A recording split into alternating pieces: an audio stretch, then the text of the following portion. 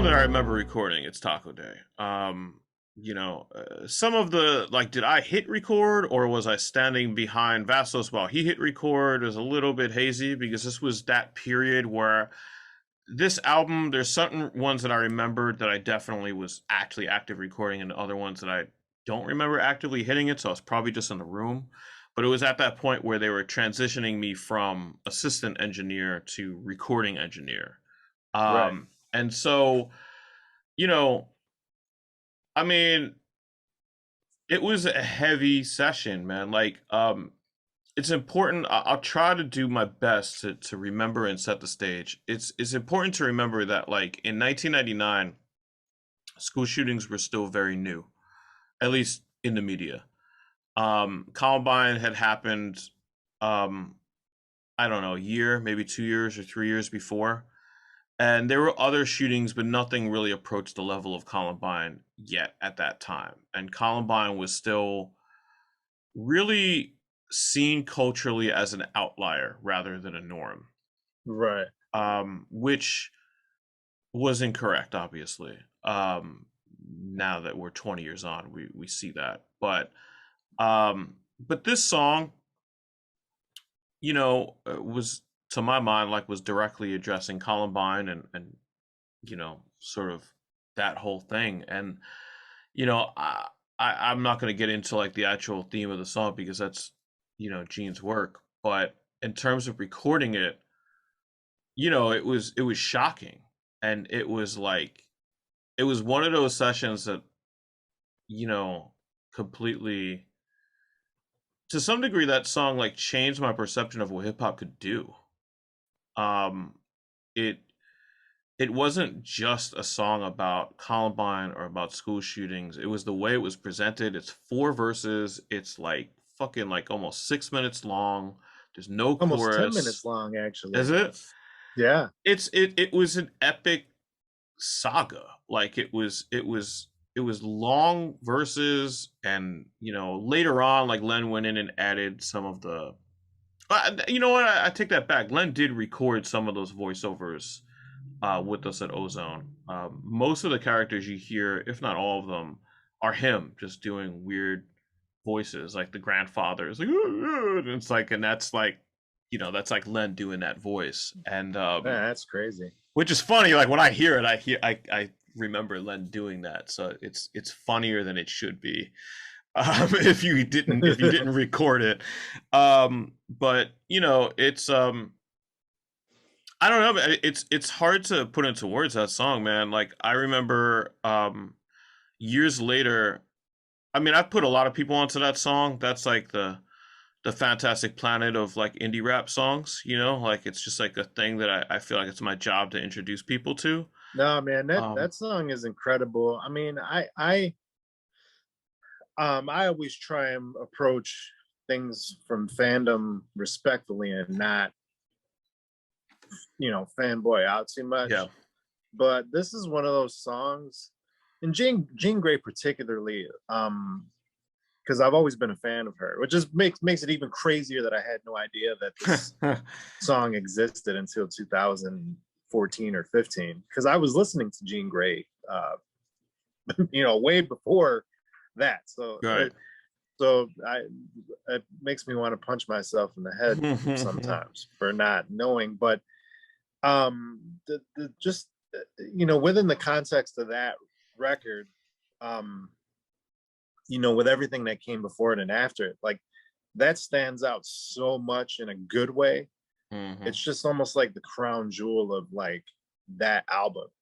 Um, It is, and it's an album be, with This Morning on it, which is crazy. yeah, You which know? says a lot about Yeah. the skill and the ability of someone like Gene, who still is making incredible music to this day. By the way, if people don't know, um, but yeah, that song is crazy because from an artistic standpoint, as an artist myself, that's one of those songs, and I don't know if you've had this feeling, but that's one of those songs where you're like, man, I wish I would have came up with that idea. But that song is so involved and so creative and so detailed and so visual that, Like I don't think my brain could come up with something like that. It's Yeah. so epic. It's like a it's a movie in song form.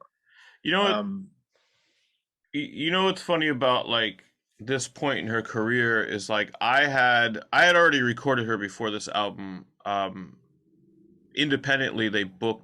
I guess she booked it, or the label that she was working with booked it.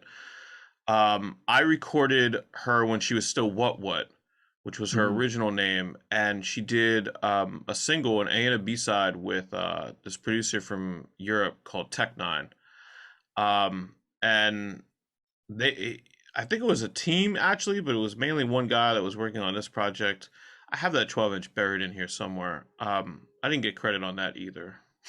But I remember recording it, and the credit for her is still what on that record. That was obviously her name when she was part of the group that put out like Negro League Baseball and They Lied and that 12-inch, and that was what Mhm. kind of put her on the map. Working with making records, and then you know, then this was the first time that like I had met her introduced to me as Jean Grae, and this is when she first changed her name. And on this whole album, she's present on a lot of it, and she's on both the songs that are on the Spotify. She did a lot of work on this record, and considering that she had done Taco Day, like that she had that many more verses, for this project is crazy. But she was at this point in her career that I can hear it, where like she was sort of like able to do like shock rap stuff without it being just for the sake of shocking you. There was like a deeper meaning and also a tongue in cheek kind of comedy to what she was doing Right. that was highly elevated compared to the peers of that time period. And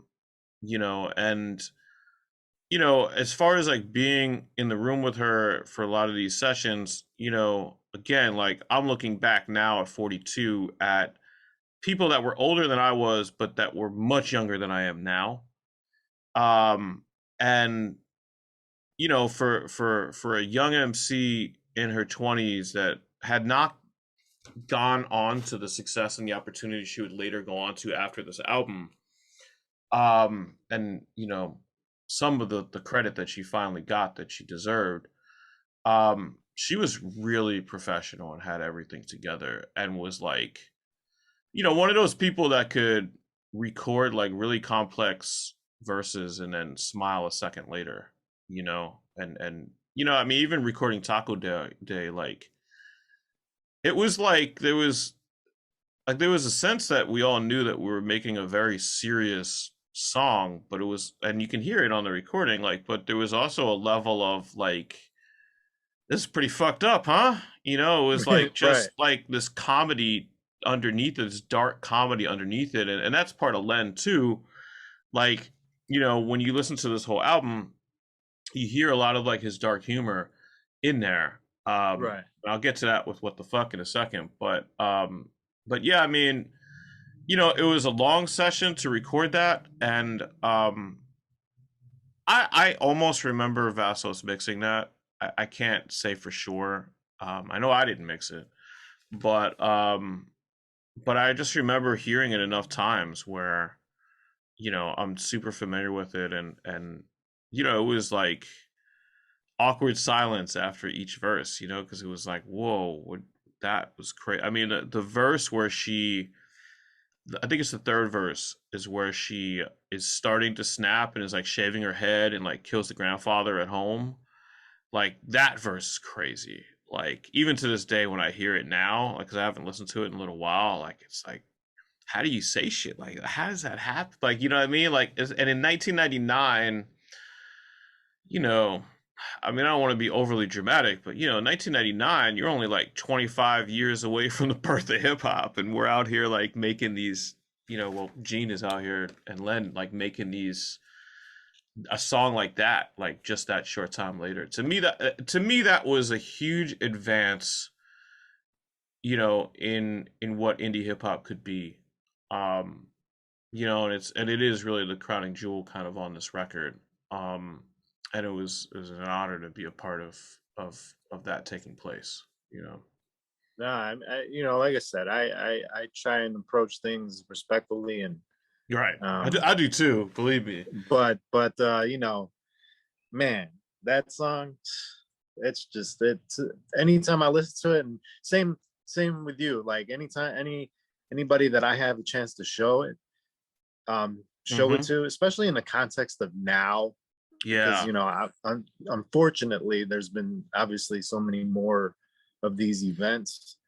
It's it's a shame that it holds up in a modern way. It should hold to me. I mean, obviously, this is another conversation, but it should hold up as, man, that really made sense for that time, and that's amazing that she was able to capture that moment.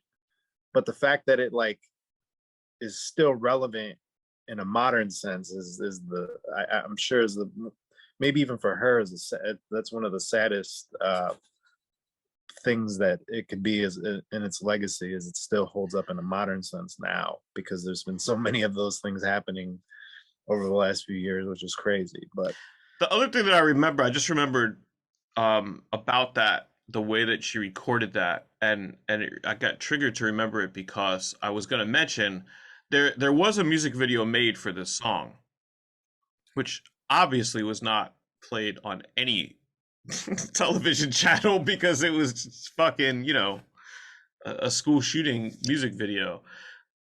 There are really bad versions, like dub of a dub of a dub with drop, like audio drops, like on YouTube.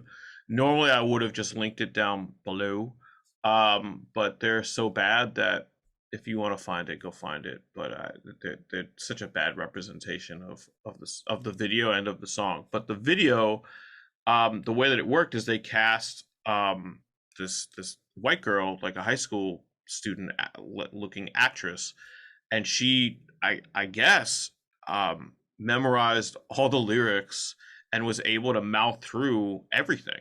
And I can wow, remember there being scenes where she's cutting herself and she's bleeding in the mirror, and there's all the news reporter stuff and all these like sort of scenes where like the news reporter has hair and then she has a shaved head. So it was very like almost like Mr. Robot-esque kind of thing. It was a cool video. It was made at a time when the technology was not really there to make this kind of video, but that doesn't mean it wasn't a good video and it wasn't well made. But there are not really good copies of it to see what it really was. Like, not only was it, an SD video from 99 or 2000, I think the video was made a good time, a good couple months after the album had come out. So it might have not been released into 2000. But the reason I bring all that up is because I do remember now, remembering that they cast that sort of like white high school girl to play the role. It was because it was written from that perspective, and I do right, remember yeah, moments where the only real retakes I remember of Jean doing it was her stopping and saying, "No, that sounds too much like me. I have to do it in this voice." And that's pretty, you want, that's what makes the song so special is it, and there's plenty of examples of her rapping like her all over this album, which is dope. But like because this song was so conceptual, like she literally would go into character and stress certain aspects of her uh right. you know linguistics or whatever to make herself sound more like a high school student in a suburban environment. So um I mean, kudos. What else can you say?